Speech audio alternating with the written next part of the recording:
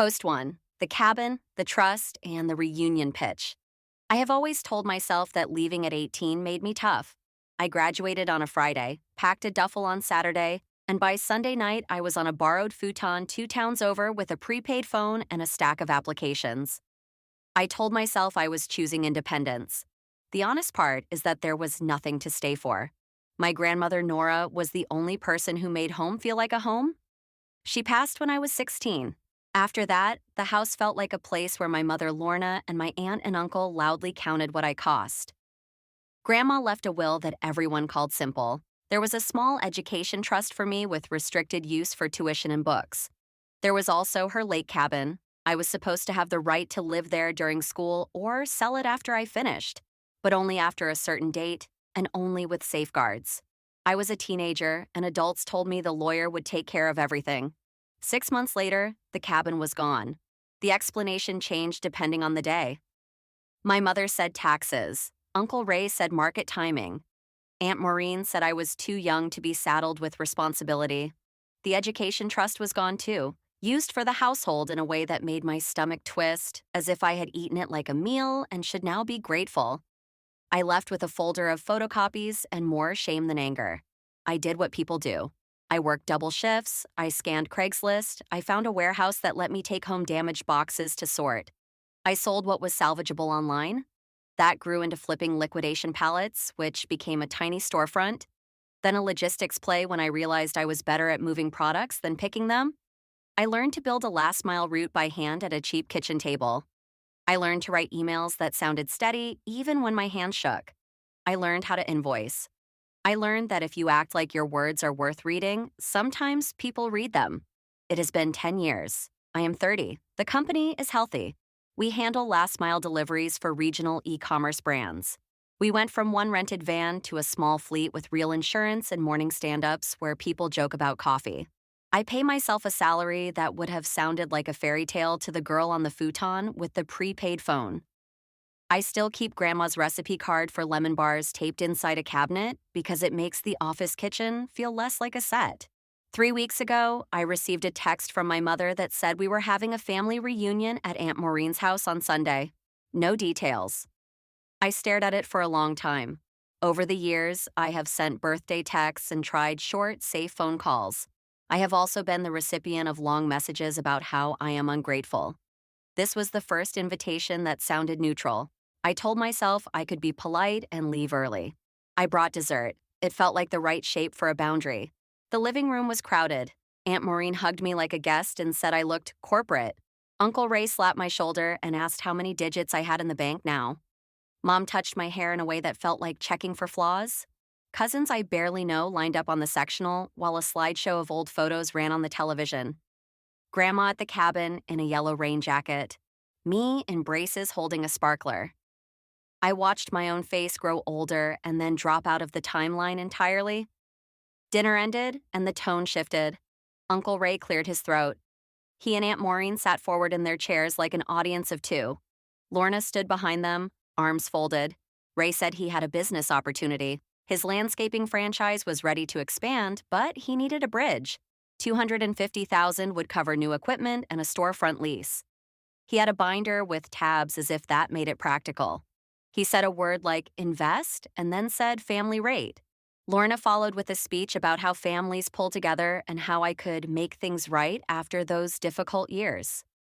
I felt the old heat crawl up my neck, the one that replaces thoughts with noise. I took a breath the way I do with vendors who arrive late and still want to be thanked. I said I was proud of what I built. I said all my personal investments are already allocated. I said if they needed short-term help with a utility bill, I would happily cover it as a gift to honor Grandma's memory, but I would not invest in a franchise. I kept my voice even. I watched my mother's mouth tighten into the shape it takes before she calls me ungrateful. Lorna told me I owed them because they fed me. Aunt Maureen said the cabin was never really mine and I needed to stop rewriting history. Uncle Ray laughed and said business must be easy if I had time to be high-minded. Someone made a joke about me thinking I am better than the people who raised me. I picked up my empty dessert plate so my hands would have something to do. I said I was not better. I said I had limits. I thought I would leave with that. Then Aunt Maureen said, very casually, that Grandma had been too confused to make good decisions in the last year, and that they had to step in and handle the cabin sale before she made a mess of it. The words did not fit with the slideshow photo of Grandma in the yellow jacket. They slid into place with a click I could hear in my head when I remembered the hurried call from my mother about a deal we cannot lose, and the way I was told to sign papers, I did not understand. When I got home, I pulled out the old folder of photocopies that I still keep in a drawer. I also opened my email archives, which are ridiculous because I keep everything. I searched for the realtor's name I remembered and found a chain from the year Grandma died. There was an attachment in the thread I had never opened, a scanned letter that said my grandmother's physician believed a prompt sale was in her best interest. The letter was on office letterhead, but the signature was unfamiliar and the date did not match the appointment book entries I remember driving her to. The email forwarding the letter to the realtor had come from Aunt Maureen's account with my mother CC'd, and the subject line said, "Please use this to move quickly." My hands shook in a way I have not felt in years. I took a photo of the screen because I needed proof that what I saw was real. I did not sleep. I counted ceiling dots. I made tea I did not drink. I told myself I might be reading into it. I told myself there might be an explanation. I also told myself that if there was a forgery, it would explain why every answer back then felt slippery. Today, my mother texted to follow up on the opportunity. She said, "Do not be petty. We took care of you the best we could. Time to give back." I typed 3 replies and deleted them. I wrote, "I am not investing. I will send a small gift to cover a bill." That is all she wrote. "You will regret this," which is a sentence I have heard since I was 15 and wanted to try out for track. I do not know if I am overreacting to the old letter. I do not know if I am underreacting to the present ask. I know that I left at 18 with nothing, that I built something sturdy, and that I am now being told that I owe the people who sold what was supposed to be mine.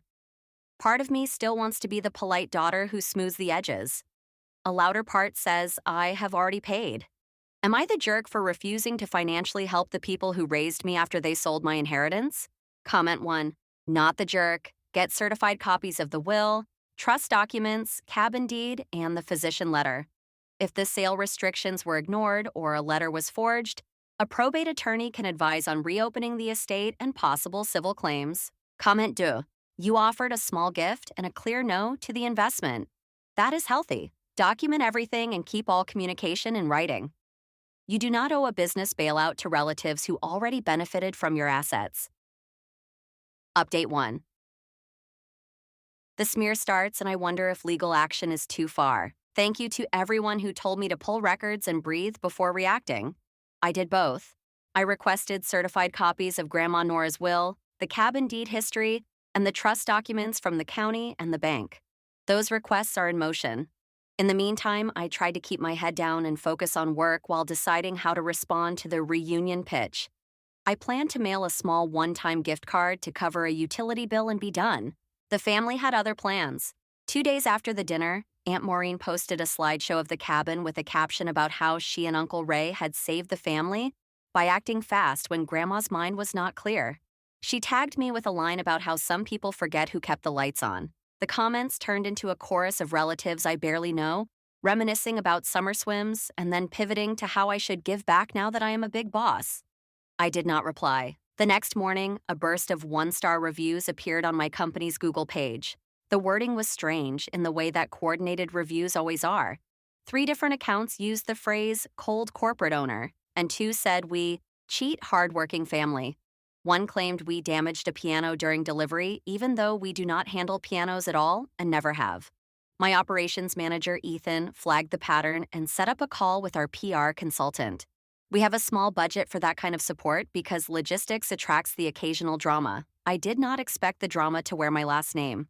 By lunch, a cousin I have not spoken to since high school had messaged one of our vendors with a warning that I am a known scammer who steals from family.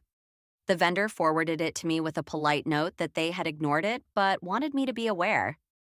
The knot in my stomach tightened. Aunt Maureen posted again, a vague prayer about forgiveness that included a line about how the Lord sees ungrateful daughters. She did not name me. She did not have to.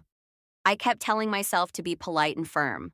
Polite and firm is my script when a route runs late or a driver needs coaching. I drafted a calm message to my mother reiterating that I would not invest, that I would cover one bill as a gift, and that I needed the posts and reviews to stop. She replied that I was dramatic and cruel and that she would tell the town who I really am. I took a walk around the block and tried to count my steps instead of my heartbeats. That evening, a new review landed that crossed the line from snide to specific. It accused my company of wage theft and said we made drivers buy their own safety gear. It invited readers to contact a generic Gmail for a class action.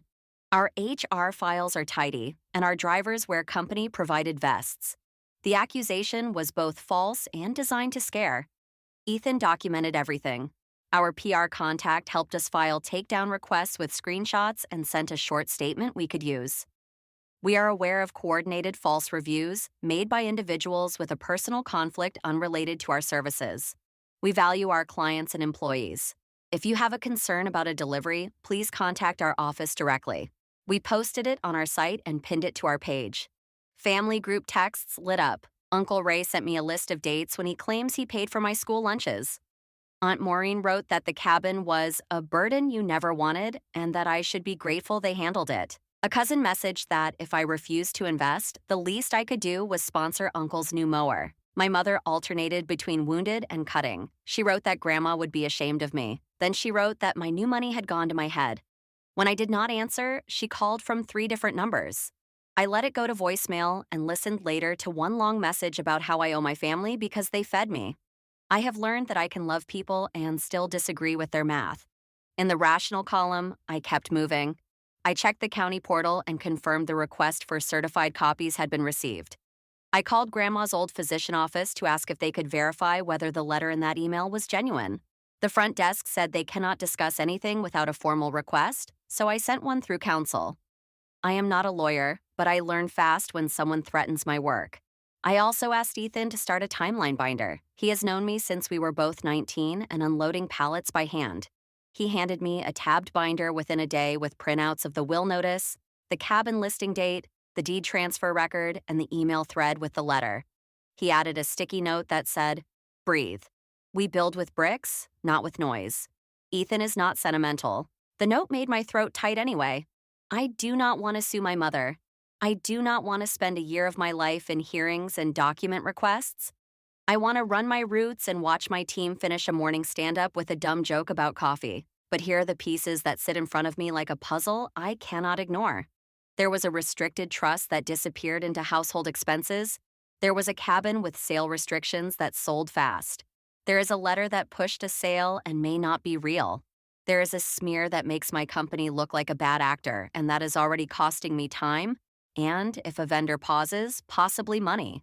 If I let this stand, I teach them that I will accept the version of me they publish. I can hear my mother's voice in my head calling me dramatic for writing that sentence. I can also hear my own voice in meetings where I am calm because I have receipts. The folder in my drawer feels heavier now that it is not just photocopies, but the start of a map. I need to say the quiet thing directly. I am considering legal action. I have a short list from a friend who did a messy probate a few years ago. I would ask an attorney to review the will and trust, to examine the cabin sale for violations of the restrictions, and to evaluate the letter for forgery. If there is a case to reopen the estate, I want to know. Separate from that, I would consider a defamation action against the accounts posting false claims about wage theft if they can be tied to specific relatives. The goal is not revenge. The goal is to stop the harm and to restore what Grandma intended. If that sounds like a press release, it is because I am trying to write sentences I can live with later. I can already hear the pushback that I am a monster for dragging family into court, that I am rich now and should let it go, that I am ungrateful, that I am making Grandma into an excuse. Here's the part that keeps me anchored. Grandma was the one person who looked at me like I was a person, not a bill. Her will was the last time she got to protect me. Ignoring it because it is inconvenient for everyone else feels like erasing her on purpose. So I am here again, asking strangers if I am about to go too far because you have been steadier than my own head lately. Am I the jerk for considering legal action against my mother and aunt after their posts and the cabin sale? Or is this the boundary I should have drawn a decade ago? Comment 1. Not the jerk. Pull the certified probate and deed records, retain a probate and civil litigator, and send preservation letters now to all family members posting about your company. Separate probate claims from defamation claims. Document everything. You are protecting a testator's intent and your business. Comment de. As a vendor, your calm statement and screenshots matter. We see through coordinated reviews. Hold your line and let counsel handle the rest. Update 2. Records in hand, community pile-on, and the first clear cracks. The certified documents arrived faster than I expected. A thick envelope from the county with the deed history and probate filings, and a thinner one from the bank's trust department with what they had on Grandma's education trust. Ethan put them on my desk like he was delivering fragile glass. He knows I pretend to be unflappable, and that paper can still make my hands shake. We spread everything on the conference table. I took photos for my binder and tried to read like a stranger would. The will was exactly as I remembered from the meeting when I was 16, except that now I could parse the language without my mother watching my face. The education trust was restricted to tuition, fees, and books until age 25, with the trustee required to document all disbursements. The cabin clause was plain. I had the right to live there for school or sell after graduation, but not before a specified date unless a physician certified that maintaining the property would cause hardship to me specifically. Any early sale had to place the proceeds in a separate account for my benefit. The deed history showed a sale 6 months after Grandma died. The buyer's price was lower than the late spring comparables from that year. The proceeds were wired to an account that was not the separate account described in the will. It went to a joint account held by my mother and Aunt Maureen. There was no recorded life estate. There was a physician letter attached to the file, dated 2 weeks before the sale, stating a prompt transaction would be in the estate's best interest. The letterhead matched the one in my old email, but the signature stamp looked slightly different from other letters in the same packet, and the notary seal was from a different county than the clinic. Ethan quietly lined the pages up side by side so the differences were obvious even to eyes that wanted not to see. The trust records were worse. The trustee was my uncle for a period after Grandma died, then my mother when Uncle resigned. The ledgers showed disbursements labeled household support, family emergency, and holiday expenses. Tuition and books appeared once for a cousin. My name appeared only as the beneficiary of record. The balance went to zero the month before I left home. I remembered the night I asked about the trust and was told to stop acting entitled. Seeing the ledgers made my ribs feel tight. It is one thing to know you were brushed off. It is another to see the line items a decade later, neat and justified in a font that implies order. I sent copies to the probate attorney on my short list and asked for a consult. Ethan added dates to the timeline and included screenshots of the recent posts. He even printed the vendor email with the forwarded cousin message and highlighted the sentence where the vendor says they ignored it. The binder was starting to look like a small animal that could stand up on its own. The family did not slow down. Aunt Maureen posted a sepia photo of Grandma at the cabin and wrote a paragraph about sacrifices, which ended with, "Sometimes the strong must make hard calls when others are too young." A church friend posted a gentle reminder about forgiveness and how community should not air private grievances. In the comments, Uncle Ray floated a news story. He said the trust had been a suggestion and that Grandma wanted the money to be used for the household. He wrote that I was trying to rewrite history to make myself look noble. He added that entrepreneurs should remember where they came from. Several relatives liked the post. A cousin shared it with a caption that called me cold. I did not respond. I tightened our company's public statement and moved my energy to tasks that could steady me. I asked HR to run an audit of driver gear distribution so I would have fresh numbers ready if the wage theft rumor reappeared. I emailed our PR contact a summary of the letters and the deed history, not for release, but so she understood why my face looked like a headache in meetings. I also called Grandma's physician office again, this time with counsel's formal request attached. The office manager said they would search archived signatures and respond by mail. Her voice was kind in the way of people who have watched many families during hard seasons. At home, the group chat turned into a chorus that used the word family like a cudgel. My mother sent a picture of the cabin's old dock and wrote that I never appreciated what it took to keep wood from warping. Aunt Maureen added that I had not visited Grandma enough in the last year of her life. The implication sat there, smug and precise. I typed a reply that said I drove Grandma to her appointments and baked lemon bars on Sundays because she liked them. I deleted it. I texted Ethan instead that I felt 12 again and wanted to argue about chores. He wrote back, "Stick to documents. Feel feelings in the break room, not in their comments." It made me laugh in a way that released some of the pressure behind my eyes. Small revelations kept landing.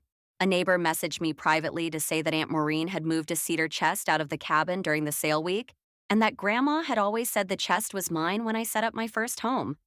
The chest had Grandma's brooch and the old photo albums in it. I did not know whether to be grateful or furious at the detail. I wrote it down for the binder and sent a kind thank you. The neighbor added that she was sorry for posting a like on Aunt's slideshow earlier, that she had not wanted to get involved. I told her it was fine. I meant it more than I expected. People click things to get through the day. I am trying to be a person who does not assign malice to every tap. I posted here to thank you too. Without your first wave of advice, I would have kept second-guessing myself and then tried to make the reunion pitch disappear with an envelope of money. Seeing the clauses in black and white and hearing from those of you who do probate for a living has made me steadier. I am not doing this to make a point. I am doing it to put Grandma's wishes back in place and to keep my company out of a swamp. If you are curious what being more confident looks like in practical terms, it has been this. I told my mother, in writing, that I will not discuss investments or the cabin in group chats. All communication about past estate matters should go by email. I told Aunt Maureen the same, along with a notice that I am collecting documentation and that they should preserve electronic records related to the cabin sale and the trust. That sentence felt like learning to drive again, foreign and then quietly powerful. I did not add a threat. I did not add a paragraph about love or disappointment. I did not apologize for tone. I signed my name and closed my laptop. I expect the pile-on to get louder before anyone goes quiet. I expect a circle of people who decided long ago that I am ungrateful to hum at a frequency I can feel in my teeth. I also expect this to take time. That is fine. I build routes and companies by stacking small tasks until they look like a thing. I can do that here too. For now, I am waiting on the physician office's reply and the probate attorney's first call. I also asked Ethan to price a small security upgrade at the warehouse because a cousin made a comment about coming by to talk sense into me. Maybe nothing comes of it. Maybe the doorbell camera will catch a raccoon. Either way, I will sleep better. I will keep you posted. Thank you for telling me to breathe and to get the papers. I have them. The papers do not love me back, but they do not lie. That is enough to keep moving. Comment 1. This is textbook. The cabin clause and trust restrictions appear to have been violated. Preserve everything, send litigation hold notices, and let your attorney initiate a petition to reopen the estate, plus a conversion claim for trust misuse. You are doing this right. Comment 2. Vendor here. Coordinated family posts read obvious to partners. Your steady statement and documentation reassure us. Keep records and keep shipping. Update 3. The fake employee post, a vendor pause and moving from polite to precise. The probate attorney called me back, skimmed my binder, and used phrases that made my stomach unclench a little. Things like plain violation and colorable claim. He asked for a few more items, including the original correspondence with the realtor and any messages around the trust's household expenses. I sent them that afternoon. While that was in motion, I tried to keep my company routine steady. Routes at dawn. Stand up at 8:15 with dumb jokes about coffee. A new client to onboard. The kind of days that usually act like ballast. The family found a fresh way to knock me sideways. A post appeared on a local Facebook group titled, "Former Employee Warning About Wage Theft at My Company." The account name looked generic. The post accused us of withholding overtime, charging drivers for vests, and firing workers who asked questions. It ended with, "I cannot stay silent anymore," and an invitation to DM for details. The language had the same uncanny valley feel as the one-star reviews. Specific enough to scare, off by an inch if you know how our payroll works. Within an hour, the post was cross-shared to a neighborhood forum and our business tag was added. Ethan came into my office with his jaw set and a printout in his hand. He had already checked the roster for any former employee who matched the post's story. There was no match. He had also flagged a curious IP hit on our public careers page that morning from a home network we recognized. Cousin Allie's boyfriend had applied for a warehouse role 6 months ago and then ghosted. The IP on that application and the one on the post matched. It was not definitive, but it was a trail. Ethan put the printout down like a man placing a box in the correct bin. I took exactly 3 deep breaths and then called Attorney Singh. I do not know if this is the same attorney who commented here by coincidence, or if the universe has a sense of humor. But my Attorney Singh is a calm man who does not waste adjectives. He thanked Ethan for the IP notes and told me to switch into a different gear. He used the phrase preservation letters. He dictated a list. My mother, Aunt Maureen, Uncle Ray, Cousin Allie, the boyfriend, the church friend group admin who hosts the threads where the posts live, anyone who liked or commented in a way that suggests ownership. He said the letters would instruct them to preserve electronic communications and posts related to my company, the cabin, and the trust. He said courts enjoy simple stories with proof. While he drafted, I handled the vendor fallout. A regional partner paused a purchase order, citing concern after the local group post. It was a small pause, 2 pallets, but I felt my ribcage tighten anyway. I called the partner directly and spoke like I do when a truck is delayed but not lost. Calm, specific. I sent the packet we keep for this kind of situation, which included our overtime policy, recent pay stubs with itemized overtime for a few employees who had given permission, and a list of provided safety gear with signature receipts. I added the line, "We are aware of a coordinated smear by estranged relatives related to personal estate matters. Counsel has sent preservation notices." The partner thanked me for the transparency and reinstated the order that afternoon with a final note. We have families too. Sometimes business is cold. Sometimes it is people. The preservation letters went out by email and by certified mail for the named relatives. I saw the language and felt taller. Short sentences, specific requests.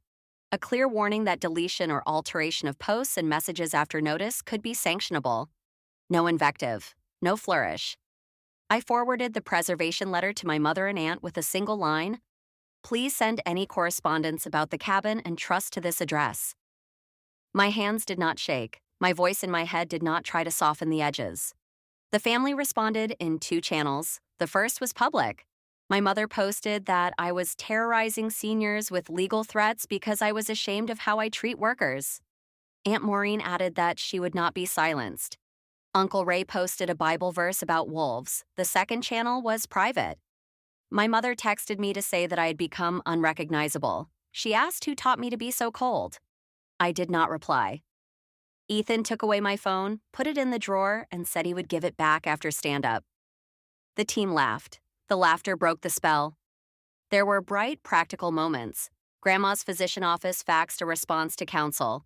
It contained exemplars of the physician's signature around the time of the sale, and a note that they had no record of issuing a letter recommending a prompt sale for the estate's benefit. The exemplar did not match the letter in the deed file. The office manager's note was dry and correct. I sat with that page for a minute and felt the noise in my head turn into a tone I recognized from the warehouse, the sound of a pallet settling flat after it shakes. "You know it is stable then." The neighbor who messaged me about the cedar chest called again with a new detail. She remembered hearing Aunt Maureen mention a storage unit on Pine Road where she kept the chest and some boxes for safekeeping. She did not know the number. Attorney Singh wrote it down and told me not to try to locate it myself. He would seek a court order for inventory if the probate petition moved forward. I felt ridiculous for wanting to drive to Pine Road and look down the rows for a unit with my aunt's favorite green ribbon on a box. Instead, I went back to my desk and approved payroll. Choosing boring is my current rebellion. I am writing this update because the cross-share of that fake employee post made my heart race in a way that felt like a decade ago. I want to mark, for myself, that I did not go small this time. I did not try to buy a quiet holiday with a gift card. I did not write an essay to my mother about my feelings. I did not post a subtweet. I collected documents. I called counsel. I took care of my team. I placed little flags where facts should go, and I let other people rage in public while I filed things in manila folders like a person who plans to be asked to show her work later. This does not feel like revenge. It feels like repair. I know that word can be co-opted by people who want to break things. I mean the kind of repair you do on a road that gets used every day. You fill the holes. You repaint lines that drivers can see when the rain hits. What comes next will likely be dull, then sharp, then dull again. The probate petition is being drafted. The civil complaint for conversion and fraud is in outline. The defamation demand to the accounts tied to my cousin's boyfriend's IP is printed, ready for signature. I will not preview all that in public because I finally understand why my more experienced mentors keep their mouths closed and their records open. I am writing here to finish a thought I could not finish at 18. That help is not the same thing as ownership. That feeding a child does not mean you own her future. That selling a cabin with a doctored letter is not a hard call. It is a wrong one. If this sounds like a speech, it is because I needed to hear it in my own voice. Thank you for being the place where I practice sounding like a person who believes her own receipts. I will update when the filings are in. Comment 1. You moved correctly. Preservation letters before filings, vendor reassurance with real documents, and counsel handling the physician signature issue.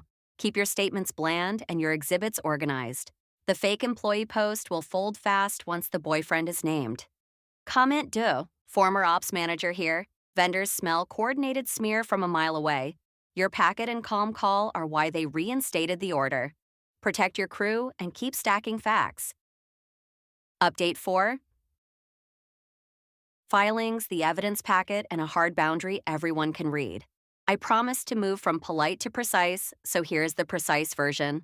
My attorney filed 3 things this week. First, a petition to reopen Grandma Nora's estate based on newly surfaced information about the cabin sale that appears to violate the will's timing and proceeds clauses. Second, a civil complaint for conversion and fraud tied to the education trust disbursements shown as household support, family emergency, and holiday expenses, with ledgers that never list me as a payee for tuition or books. Third, a defamation complaint directed at specific posters and accounts, including the former employee Facebook post we traced to my cousin's boyfriend's IP and 2 Google reviewers whose recovery emails match Aunt Maureen's salon account and Uncle Ray's franchise account. Filing did not feel like fireworks. It felt like printing labels for pallets you intend to ship on time. The attorney walked me through each exhibit. For the probate petition, we attached certified copies of the will and cabin clause, the deed history showing the early sale and proceeds wired to a joint account that did not match the will's separate account requirement, and the physician office's response with signature exemplars and a note stating they found no record of issuing a prompt sale letter. For the conversion and fraud complaint, we attached the trust ledgers, the trustee appointment and resignation forms, and bank statements showing wires from the trust to Aunt's Salon and Uncle's LLC within weeks of the cabin sale. For defamation, we included screenshots of the fake wage theft post, the coordinated 1-star reviews, the vendor message forwarding the cousin's warning, and the IP log notes Ethan pulled from our careers page. Attorney Singh also sent preservation and notice letters to the storage facility on Pine Road, asking them to retain gate logs and video for a certain week after Grandma's passing. The letter did not accuse. It simply asked them not to overwrite footage that might show a cedar chest leaving a unit leased in Aunt's name. He told me to let the process work and not to try to find the unit myself. I keep repeating that like a line on a route map. Do not turn down Pine Road. The filings were served. I know because the family reaction arrived within hours. My mother posted that I was trying to steal from my elders and that she would pray for my hardened heart. Aunt Maureen wrote a paragraph about how women who build are always crushed by jealousy, which would be poetic if it were not attached to ledger lines labeled holiday expenses. Uncle Ray posted that the devil knows scripture too. Cousin Allie called me a bully in a story with a crying selfie that tagged my company. The church friend moderator turned off comments under the employee warning thread and posted a note that the group would honor legal requests. That felt like someone opening a window in a room that had grown stale. Privately, the texts rang like a fire alarm. My mother called me cold. Aunt sent a block of messages about Grandma being confused and how they acted out of love. Uncle wrote that real family fixes things at the kitchen table. I kept my replies short and in writing. All estate-related communication should go through counsel. It is a sentence that does not invite a fight. It also did not inflame me to type it, which I am counting as progress. Because some of you will ask about business fallout, here's the brass tacks. 2 more vendors reached out after seeing the Facebook cross-shares. Both reinstated orders after receiving the same packet I sent the first partner. One asked if I had considered posting a public timeline. I said no. Our pinned statement remains the only public comment. We value clients and employees. We do not discuss personnel online, and we are addressing coordinated falsehoods through proper channels. Boring, then steady, then boring again. It works. There was an evidence moment that hit me harder than I expected. The neighbor who told me about the cedar chest found an old photo from a cabin barbecue week. In the background, the chest sits by the window, and on top of it is Grandma's brooch and a stack of albums. The timestamp places it 2 weeks before the sale. She printed the photo and wrote a short note on the back about moving day. We added it to the binder under a tab called Heirlooms. When I slid the page into the sleeve, I felt that small click in my chest that I have started calling certainty. Not a surge, a click. The sound a latch makes when it finally sits where it belongs. My attorney asked if I would be open to a settlement that restores a fixed portion of the cabin, proceeds to a trust in my name, returns heirlooms, and includes written retractions of specific defamatory posts. He said offering a path before hearings can be both strategic and humane. I agreed, with 2 conditions. The retractions must be posted where the claims were made, not buried on a new page. And any repayment must come from accounts that receive proceeds, not from loans taken in other people's names. We sent the offer. The response arrived in the group chat before counsel's inbox. My mother called it blackmail. Aunt Maureen wrote that she would never apologize for protecting family. Uncle Ray said I was the one who owed them for years of food. So, they refused. This is where an older version of me would have pivoted to pleading, where I would have written a long message about lemon bars and the dock and how I still want us to find a way back. I did not. I put my phone down, walked into the warehouse, and helped tape a pallet with a busted stretch wrap. I am not above the tape gun. The driver told me my lines were straight. It felt like a blessing. There is a narrative floating around that this is revenge. It is not. I am not asking for anyone to be ruined. I am asking for Grandma's wishes to be respected and for lies about my company to be corrected where they were told. If the law says we can unwind part of the sale and restore funds or issue damages, then we will do that. If the law says the storage unit must be inventoried and the chest is there, then it comes home. If a court orders retractions, then the words change from wage theft to we retract our false statements. That is not a takedown. That is repair. One person did break ranks. A cousin messaged me privately to apologize for liking Aunt's posts and to say he had no idea about the trust ledgers. He said he felt sick. He asked if there was anything he should do. I told him the best thing he could do was to not amplify lies and to keep screenshots if he saw someone deleting posts after preservation notices. He said okay. I cried after that message in the break room where no one could see me. Then I washed my face and signed off on payroll because both feelings and checks need timestamps. I will keep you posted as hearings get scheduled. For now, the line is drawn in a place where everyone can see it. It is made of filings and exhibits and short sentences. I have learned that clear lines cast their own light. Comment 1. You did this by the book. Petition to reopen, conversion and fraud claims tied to ledgers, and targeted defamation filings are the correct triad. Good call offering a narrow settlement with public retractions. Courts like parties who try to resolve. Keep every preservation receipt. Comment 2. As a partner, seeing false posts removed and vendors double down is the whole story. Your calm packet and steady communication kept trust intact. Keep shipping. Update 5. Injunctions, retractions, heirlooms recovered, and a steadier company. Court moves slowly until the day it does not. This week, everything clicked forward at once.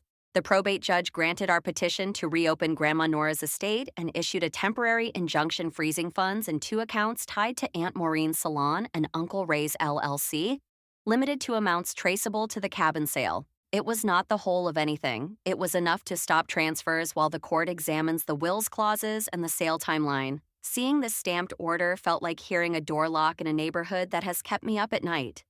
On the civil side, the court granted our motion for expedited discovery on the defamation case.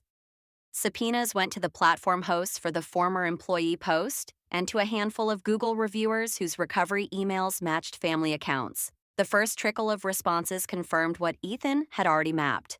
The employee post came from Cousin Allie's boyfriend's account and home IP. 2 one-star reviews tied back to Aunt's salon email. One came from an account accessed by Uncle Ray's franchise computer. Attorney Singh filed those exhibits with a request for preliminary injunctive relief. The judge ordered those posts removed pending litigation and set a hearing for sanctions if deletions occurred after preservation letters. By afternoon, the posts were gone and a small, quiet box appeared on 2 pages. Content removed in response to a legal request. I took a screenshot and filed it under a tab labeled Corrections. Vendors responded exactly like the best versions of people do when you show your work. The partner who paused an order last week reinstated and placed a second PO with a note that said, "Good to see facts win." Another partner forwarded a private message from Aunt's salon account calling me a thief and then followed up with, "We will be ignoring this and any future messages." I printed that too, not as evidence, but as a reminder that some bridges strengthen when the storm peers over the rail and finds nothing loose to lift. Then a deputy stood in my lobby with a clipboard and a small team. The court granted a limited order permitting inventory of a storage unit on Pine Road leased in Aunt Maureen's name. I went with our counsel and the deputy. The unit door rolled up, the smell of cedar and dust arrived in a wave. The chest was there, the exact warm brown rectangle from every Sunday I remember at the cabin. On top sat a stack of albums and a small box that held Grandma's brooch. I do not have a neat sentence for that moment. I put one hand on the chest and had to breathe through the kind of crying that makes your shoulders shake. Counsel stood quietly with the inventory sheet. The deputy, who has probably seen every version of a family dispute, nodded like he was blessing a newborn. We signed for the items and arranged for transport to my office for safekeeping pending the final order. My mother reacted online first, then by phone. Her post said I was ransacking storage to steal memories. My phone lit up with a string of calls. I did not answer. Aunt posted that the chest was hers because she had kept it safe during the sale. Uncle posted that I was ruining his business. Cousin Allie wrote that I had destroyed her relationship by attacking her boyfriend. Then, in a turn I did not expect, the church group moderator posted a neutral update. "This group complies with legal orders. Threads are closed for now. Please refrain from gossip." It felt like a door clicked shut on a hallway where people had been shouting. The probate judge scheduled a status conference for next month and requested briefing on the physician letter discrepancy. Grandma's physician office sent a final, formal letter confirming they had no record of issuing a prompt sale recommendation and that the signature on the deed file letter did not match their physician's signature from that period. Counsel's face did not change, but he tapped his pen in a way I now recognize as satisfaction. We also had practical cleanup. Attorney Singh sent retraction demands to Aunt, Uncle, and Cousin Allie's boyfriend with drafts they could copy. 2 retractions appeared within 48 hours. They were short, just as counsel required. I retract my false statements about company. I apologize. Aunt posted a longer paragraph that said she regrets any confusion, which was not the word I wanted. Counsel said we will address that at the hearing. I accepted that sometimes repair arrives with dents. At the warehouse, I called a short meeting. I told the team the basics we could share, thanked them for writing out the static, and repeated our policy that no one speaks to press or posts about company matters. I showed them the removed content notices and the reinstated PO. Luis cracked a joke about labeling the brooch fragile. The room laughed in the way that releases pressure without breaking anything. My mother sent me a single text last night. "You are always dramatic." This proves it. It landed and slid off. I was a dramatic teenager. I am a precise adult. Both can be true. I set the brooch on my desk next to the lemon bar recipe card and finished approving payroll. Choosing boring still feels like my rebellion. I know the story shape demands a clean win. Real life looks more like a long incline with a few benches. Here are today's benches.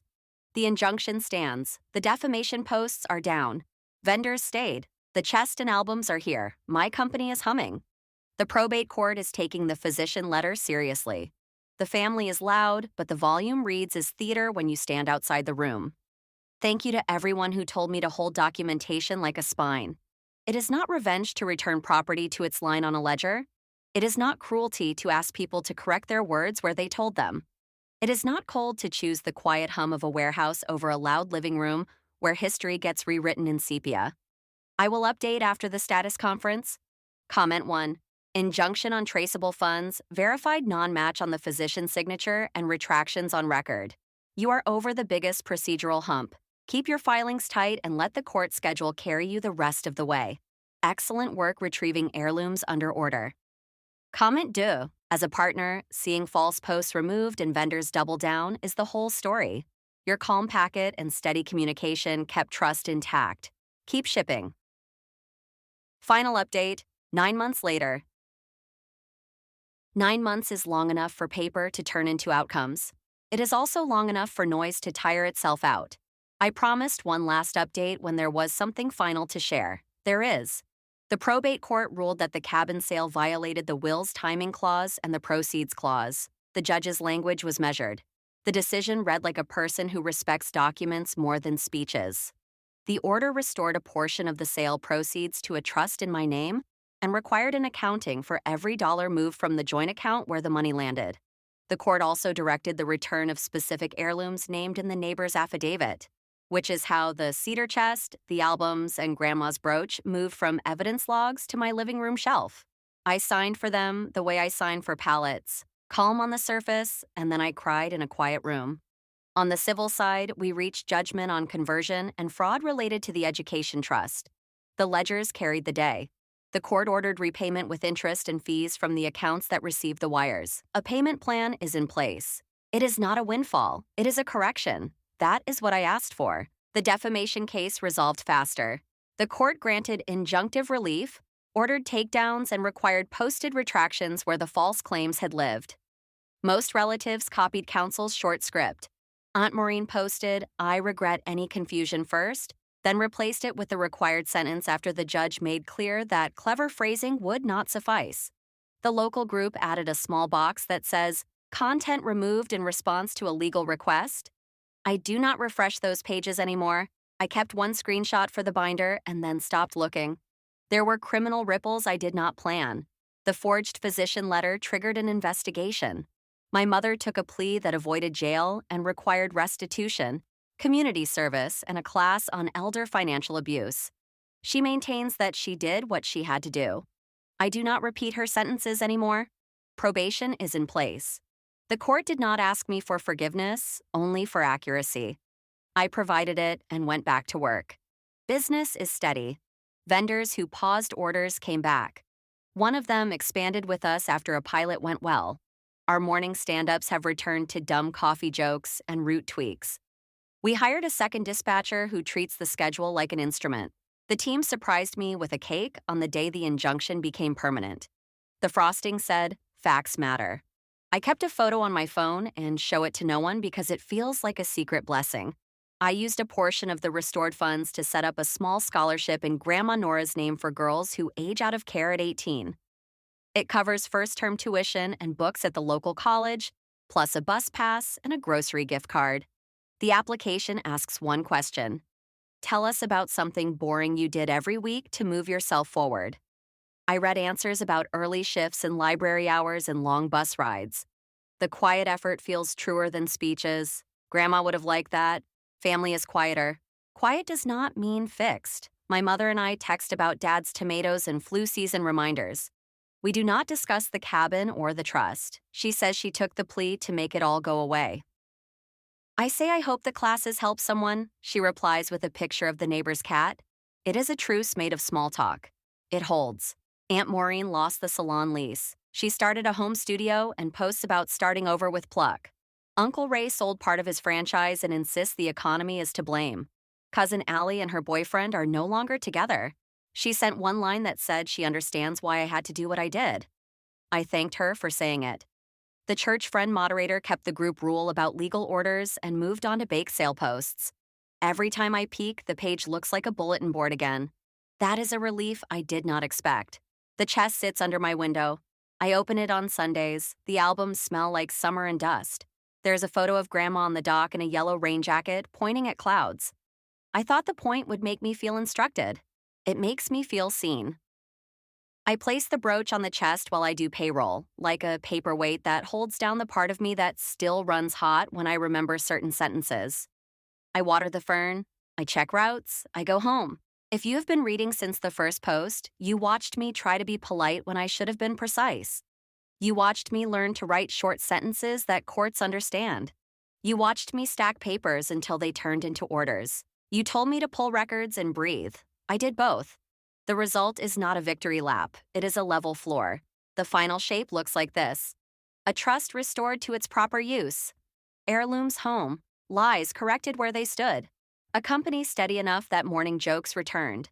A scholarship that carries grandma's name in a way that serves people who are leaving at 18 with a bag and a plan. A family that is quieter, with the primary jerk still unwilling to say the words I once thought I needed. I do not need them now. The paperwork said enough. I am grateful for the strangers who told me to collect documents before emotions.